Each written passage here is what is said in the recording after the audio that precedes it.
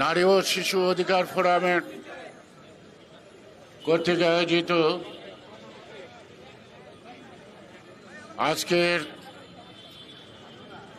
এই প্রতিবাদ সভার সম্মানিত সভাপতি, আমাদের প্রিয় নেত্রী, বাংলাদেশ জাতীয়তাবাদী দলের স্থায়ী কমিটির অন্যতম সদস্য, বাংলাদেশের বিশিষ্ট নারী নেত্রী বেগম সেলিনা রহমান, উপস্থিত আজকের বেগম খালেদা জিয়ার মুক্তির আন্দোলনের অগ্রনায়ক, বিএনপির সংগ্রামী মহাসচিব, এই সরকার কর্তৃক বারবার তিনি নির্যাতিত, তারপরেও তিনি অবিরাম দলের কর্মসূচি সফল করার জন্য সবসময় তিনি তার আন্তরিকতা দৃশ্যমান করেছেন জনগণের সামনে। আজকের এই সভার সম্মানিত প্রধান অতিথি, সংগ্রামী জননেতা, বিএনপির মহাসচিব জনাব মির্জা ফখরুল ইসলাম আলমগীর এবং বিএনপির বিভিন্ন পর্যায়ের গুরুত্বপূর্ণ নেতৃবৃন্দ এবং খালেদা জিয়ার অনুসারী যারা আজকে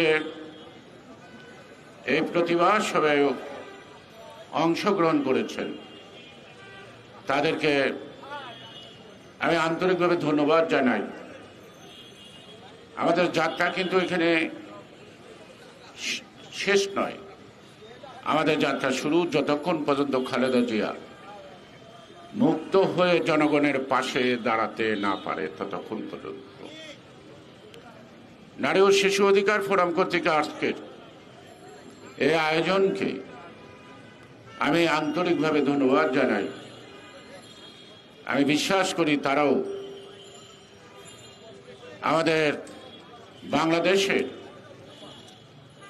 যদি বলি সর্বকালের সর্বশ্রেষ্ঠ নারী নেত্রী,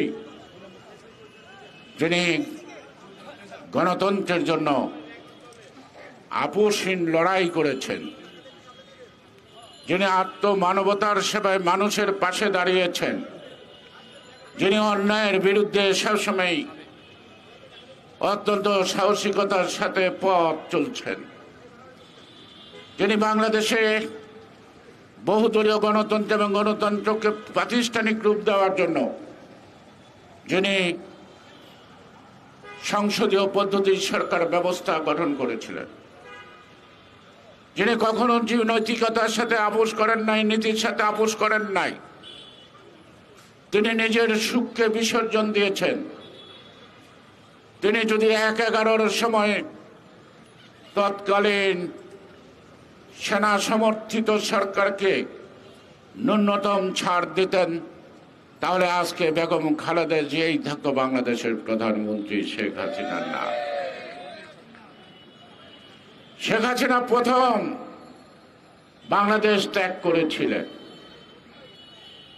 তাকে যখন ফেরত আসবেন তখন তৎকালীন স্বরাষ্ট্রমন্ত্রীর দায়িত্বে ছিলেন মেজর জেনারেল মতিন। তিনি বলেছেন, she is the poison of the for the country, তাকে দেশে ফেরত আসতে দেওয়া যায় না। সেদিন কথাটা খারাপ লাগলো, আজকে বাস্তবে পরিণত হয়েছে যে প্রয়োজন আসলেই বিষাক্ত প্রয়োজন বাংলাদেশের জন্য। সে কারণে আজকে করুণা কৃপা নয়, আজকে আমাদের ন্যায্য হিস্সা, ন্যায্য অধিকার। আমরা বাংলাদেশের নাগরিক, আমরা এই দেশকে স্বাধীন করেছি লক্ষ প্রাণের বিনিময়ে। আমরা এই দেশকে স্বাধীন করেছি হাজারো মা বোনের সম্ভবের বিনিময়ে।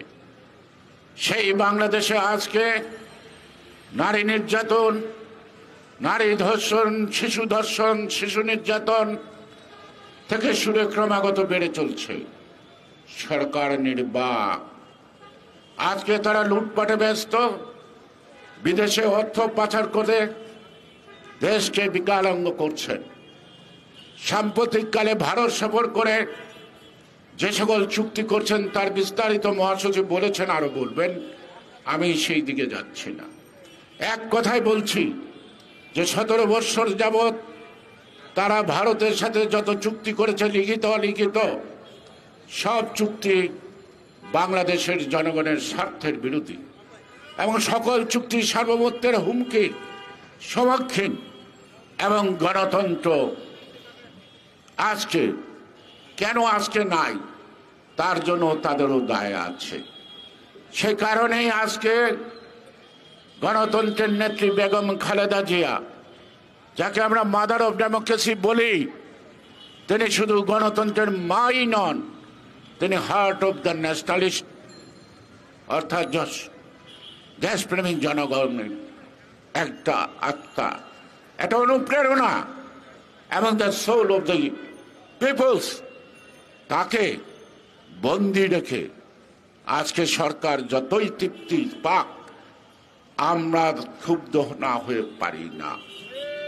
আমাদের অঙ্গীকার করতে হবে সেই খালেদা জিয়ার মতো, যিনি সর্বপ্রথম তার বক্তব্য বলেছিলেন রাজনীতিতে এসে, আমি জনগণের অধিকার আদায় করার জন্য পথে নামলাম, আমি গণতন্ত্র পুনরুদ্ধার না করে স্বৈরাচারকে পতন না করে ঘরে ফিরব না।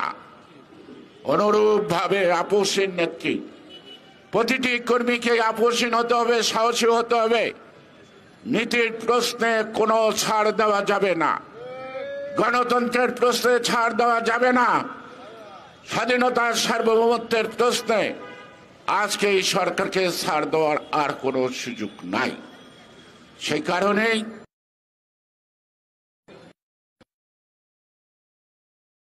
অনুরূপভাবে এখানে আছে। এই আন্দোলন পল্টনে সীমাবদ্ধ থাকবে না। এই আন্দোলনে গ্রাম বাংলার তৃণমূল পর্যায়ের ঘরে ঘরে গড়ে তুলতে হবে সেই আন্দোলন।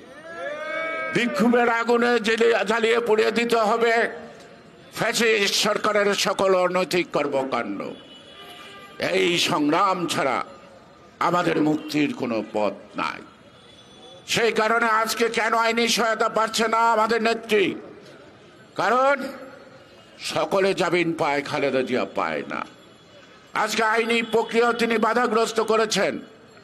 তিনি 402 ধারাতে নিজ হাতে নিয়ে শর্ত সাপেক্ষে তিনি বন্দী অবস্থায় বেগম খালেদা জিয়াকে তাকে বাসভবনে রেখেছেন। সুতরাং আমরা বলতে চাই, কারো করুণা কৃপা চাই না। আমরা আমাদের অধিকার, আমরা জনগণকে নিয়েই আমাদের অধিকার প্রতিষ্ঠিত করব। আমাদের এনি বলেছেন, খালেদা জিয়ার মুক্তি মানে জনগণের মুক্তি, খালেদা জিয়ার মুক্তি মানে গণতন্ত্রের মুক্তি। কথাটাই সত্য। এই সত্যকে উপলব্ধি করে, এই চেতনাকে ধারণ করে আমরা তো জেল জুলুমের শিকার হয়েছি। জেল আর মৃত্যু এটা তো আমাদের জন্য অবধারিত। সুতরাং জেল এবং মৃত্যুকে ভয় করে যতক্ষণ মাটির উপরে আছি ততক্ষণ কাউকে ছাড় দেব না। লড়াই আমরা করব, লড়াই বাধা আসলে সেই বাধা অতিক্রম করব। আমরা আর চুপ করে ঘরে বসে থেকে মার খেতে রাজি না। তাই আজকে প্রত্যেকটা প্রতিষ্ঠানকে কলঙ্কিত করেছে। আজকে কি সেনাবাহিনী প্রধান আজিজ বেনজির, মতিউর, এগুলি তো সবই প্রধানমন্ত্রীর প্রোডাক্ট। বাংলাদেশে যত দস্যু আছে, যত ছিনতাইকারী আছে, যত খুনে আছে, যত ঘুষখোর দুর্নীতিবাদ আছে, মুদ্রা পাচারকারী আছে, তাদের আরোদ্দার হলো আজকের প্রধানমন্ত্রী শেখ হাসিনা। সুতরাং আরোদ্দারকে সরাতে হবে। শুটকির নৌকার মতে বিড়াল পাহাদার রাখলে শুটকি থাকে না। তাকে রাষ্ট্রীয় ক্ষমতায় রাখলে বাংলাদেশ নামক দেশটা মুছে যাবে, বাংলাদেশ আর থাকবে না। আমাদের বিশিষ্ট নেতা জনাব আব্দুল আল মিন্টু একটি কথা বলেছেন, আমরা কথাটা আনতে চাইছিলাম না। ইউনাইটেড হসপিটাল সেদিন বেগম খালেদা জিয়াকে একটি অ্যাম্বুলেন্স দিয়ে সহযোগিতা করতে অক্ষমতা, অপারগতা বা অস্বীকার করেছে। আমি তাদেরকে বলবো আপনাদের জন্য করুণা হয়। আমি ব্যক্তিগতভাবে আমি গয়েশ্বর রায় বলছি, আমি যদি বিনা চিকিৎসায় মারা যাই আমি কখনো ইউনাইটেড হসপিটালের চিকিৎসা নিতে যাব না, যাব না। আমি যদি বিনা চিকিৎসায় মারা যাই ইউনাইটেড হসপিটালের কোনো ডাক্তারের কাছেও চিকিৎসার পরামর্শ নিতে যাব না। এটাই আমার নিন্দা, এটাই আমার প্রতিবাদ। শেষ কথা, যে কোনো বিনিময় নিজের জীবনের বিনিময়ে হলো দেশের নেত্রী, এই মাটি মানুষের নেত্রী, গণতন্ত্রের নেত্রী, সার্বভৌমত্ব রক্ষার প্রতীক খালেদা জিয়ার মুক্তি চাই। সবাইকে ধন্যবাদ। বাংলাদেশ জিন্দাবাদ।